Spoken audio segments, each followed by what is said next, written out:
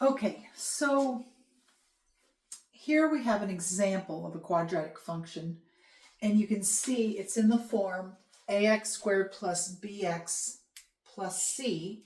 So for this particular example, a, which is the leading coefficient, is understood to be 1, because 1 times x squared gives you your x squared.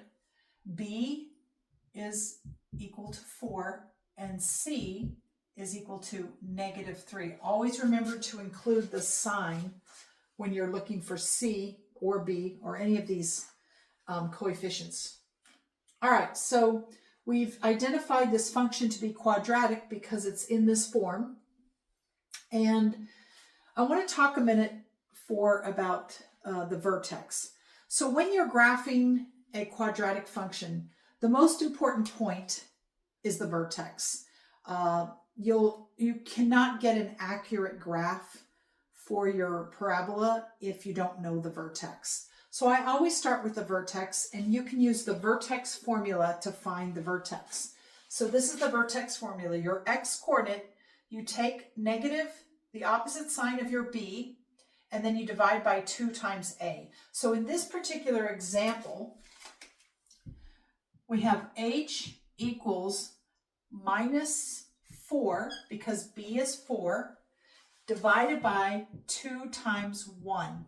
A is 1. And that gives us -4 over 2, or -2. Now you take that -2 and plug it into your original function to find k. Okay? So here, k is now equal to f of -2, which is -2 squared plus 4 times -2 minus 3. So when I simplify that, -2 squared is 4 minus 8 minus 3. So we have 4 minus 11, which is -7. Now we've identified the vertex, and that's the first point that I'm going to plot to graph my parabola. So the vertex is -2, -7. So here we have -2, and then we go down 7, 1, 2, 3, 4, 5, 6, 7. So there is our vertex, and I'm going to label it. Okay. Now, because A is positive, we know that the parabola opens up. And so when you're plotting points, we've already determined the vertex. So let's see. So we have -2, -7, that's the vertex. And now we just need a couple other points. So you want to go to the left and to the right.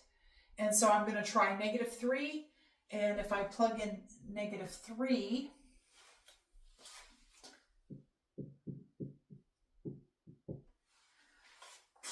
I get -3 squared is 9.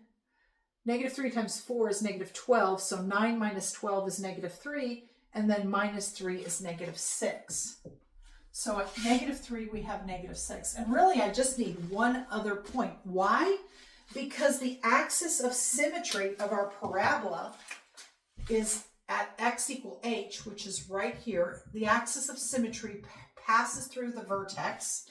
Okay, so that's x equals -2. That's our axis of symmetry. And now we are going to, hold on, I'm getting a call. Okay, now we're going to go ahead and just take that one other point and plot it. Right here is our -3, -6. And so that gives us the shape of the parabola. And we really maybe just need one other point.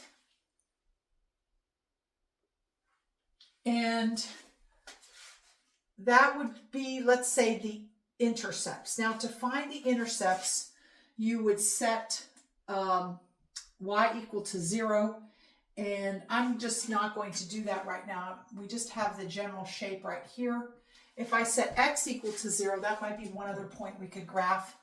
X equals 0 gives me -3 right there. So that we have a pretty good idea of the shape of our parabola from just 3 points. Okay,